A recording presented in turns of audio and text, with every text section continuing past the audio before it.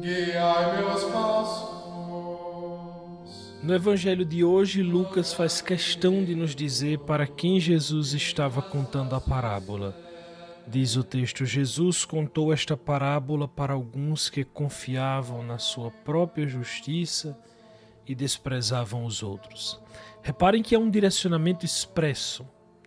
Vejam só, o endereço da palavra é claro. É para quem se acha justo, é para quem construiu uma autoimagem de retidão e, como consequência inevitável, olha para os outros de cima para baixo. É bonito porque Santo Agostinho dizia que Deus resiste aos soberbos, mas dá sua graça aos humildes. E hoje, meus irmãos, o Evangelho nos convida a fazer uma pergunta desconcertante. Quando oramos, subimos ao templo como o fariseu ou como o publicano? Vamos ouvir o Evangelho. Escutem com atenção.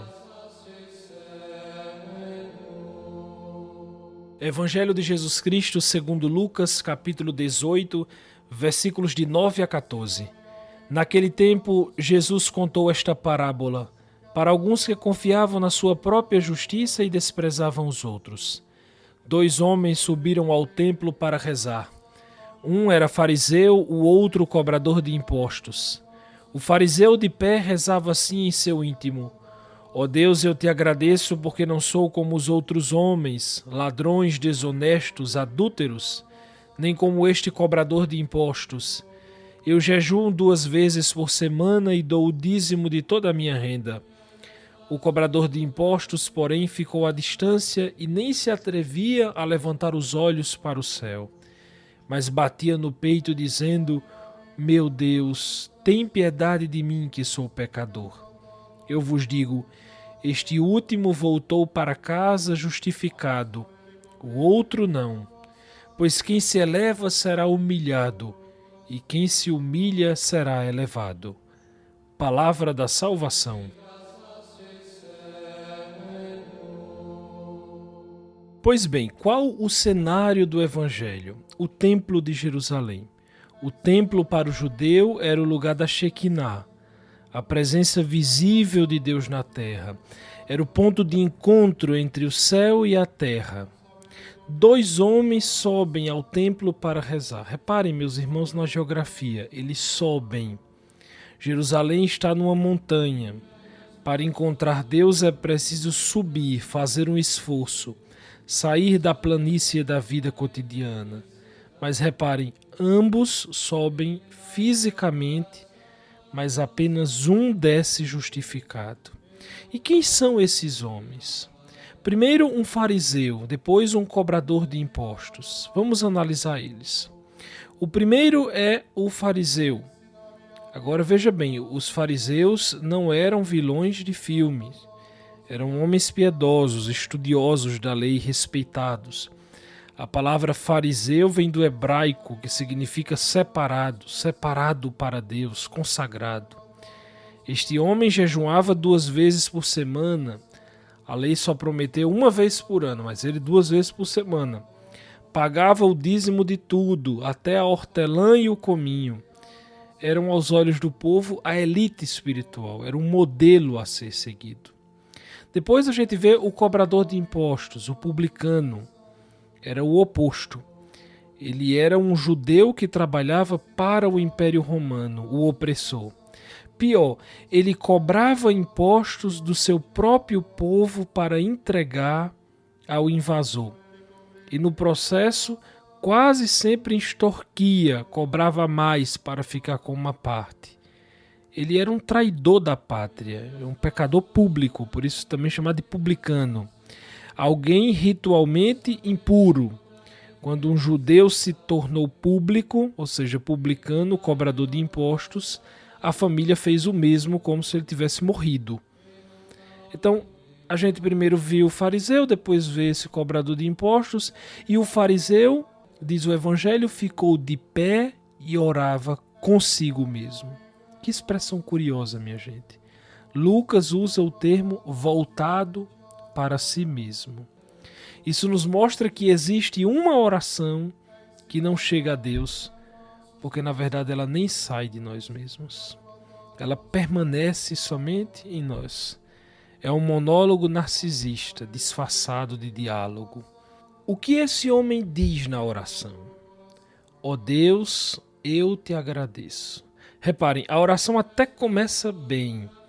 A gratidão é o início da oração, mas depois vem a segunda parte. Porque eu não sou como os outros homens, ladrões, desonestos, adúlteros. É como se ele dissesse, obrigado Deus, porque eu sou melhor que todo mundo. Então vejam só, ele menciona Deus uma vez, mas usa o pronome eu 4 vezes. E ele continua listando o seu currículo espiritual. Jejuo 2 vezes por semana, pago o dízimo de tudo do que ganho. Pensem comigo, minha gente. A lei exigia, como eu disse, um jejum por ano. Ele jejuava 2 vezes por semana. A lei exigia o dízimo dos grãos principais. Ele dava o dízimo de tudo. Objetivamente, ele era um homem bom. Ele era quase impecável. Mas tem um problema. O fariseu sobe ao templo não para encontrar Deus, mas para apresentar seu relatório de performance. Ele não pede nada a Deus. Ele não precisa de Deus. Ele só precisa que Deus autentique o que ele é bom. O quanto que ele é bom. A sua oração é uma selfie espiritual. Ele está cheio de si mesmo. E onde há eu em excesso, não há espaço para Deus. A oração desse homem é a apresentação de um currículo espiritual. É uma desgraça. É uma oração miserável. Porque a identidade desse homem, desse fariseu, é construída exatamente pela negação do outro. Ele só sabe quem ele é comparando-se com quem ele não é. Ele precisa diminuir o outro para se sentir grande. E isso acontece conosco.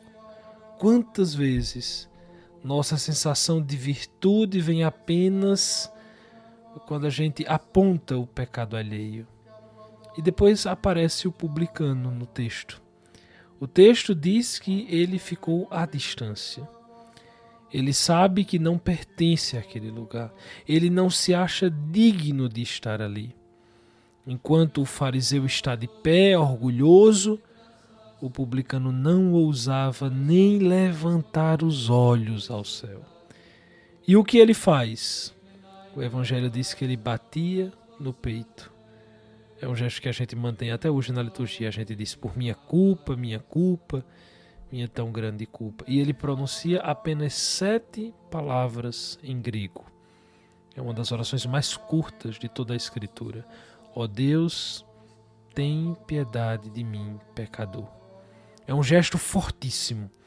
É como se ele dissesse, o mal não está nos outros, como disse o fariseu, mas o mal está aqui, dentro de mim, no meu coração.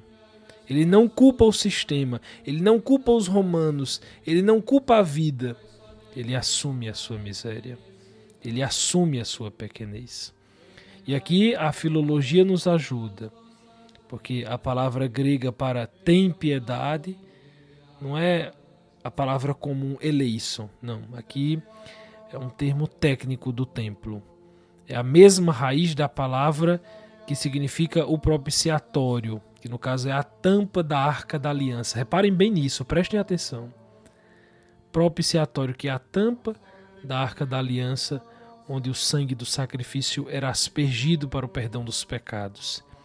O que o publicano está dizendo aqui no fundo é: Senhor, eu não tenho nada para te oferecer. Eu não tenho jejuns, eu não tenho dízimos, eu não tenho virtudes.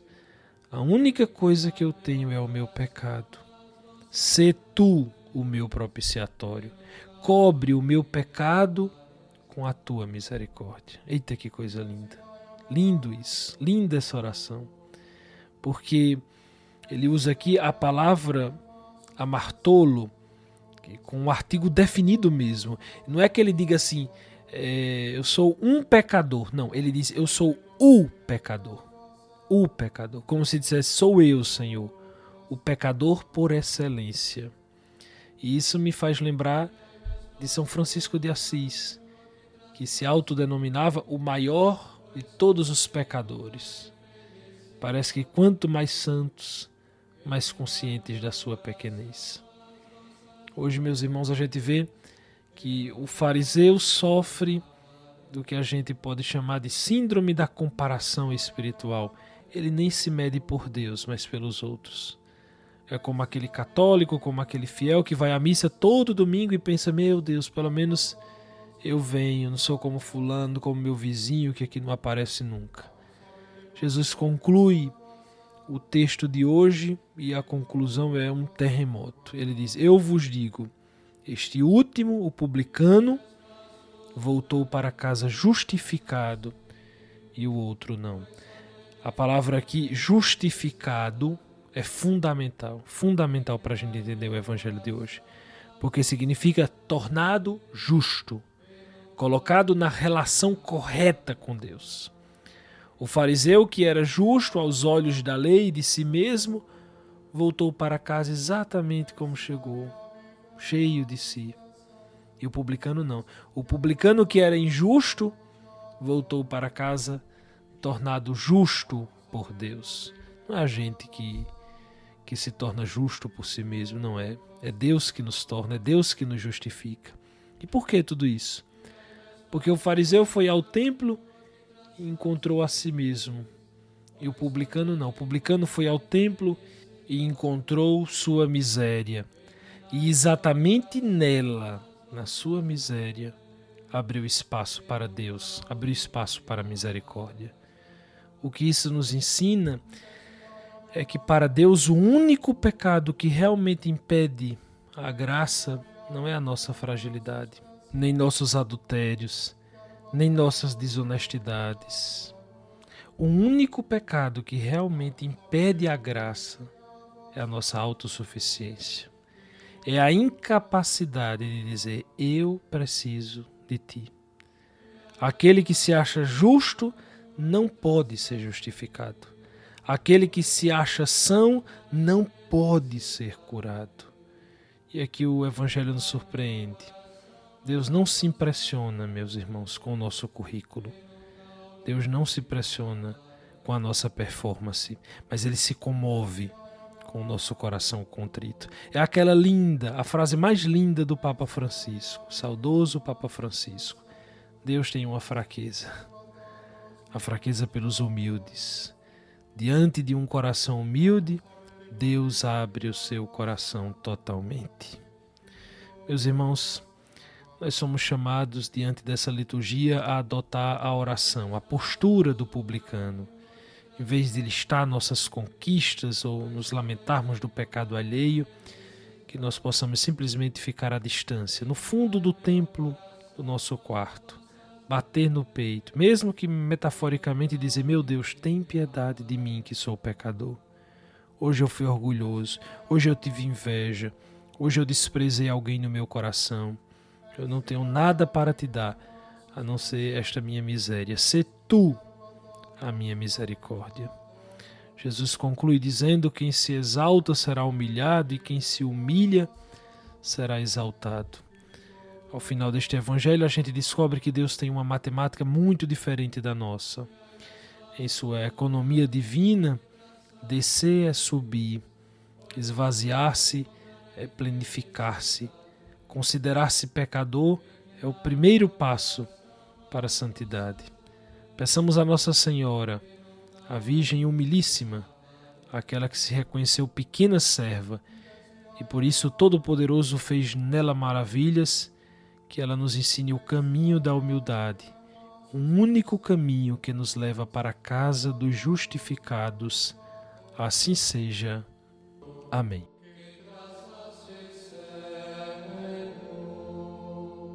Eu peço a você que compartilhe o nosso episódio com seus amigos, seus familiares, para que juntos possam acompanhar o nosso podcast.